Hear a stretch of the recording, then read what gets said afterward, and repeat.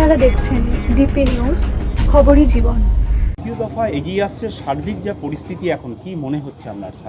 কি মনে হচ্ছে? সরকার করবে, তৃণমূল কংগ্রেস ক্ষমতায় আসছে, মমতা বন্দ্যোপাধ্যায় চতুর্থবারের মুখ্যমন্ত্রী আসছে। প্রথম দফার নির্বাচনই তারা দেখিয়ে দিয়েছে, কেননা প্রথম দফার নির্বাচনে যেভাবে মানুষ সমর্থন করেছে তাতে আমার দৃঢ় বিশ্বাস যে 100-র ওপর আসন আমাদের তৃণমূল কংগ্রেস পাচ্ছে। বিরোধীরা বলছে তারাই ক্ষমতায় এসে গেছে এবং তারা বিরোধীরা বেশিরভাগ ফেসবুকের নেতা, তারা ফেসবুকে বিভিন্নভাবে ঝড় তোলে, মানুষকে ভুল বোঝায়।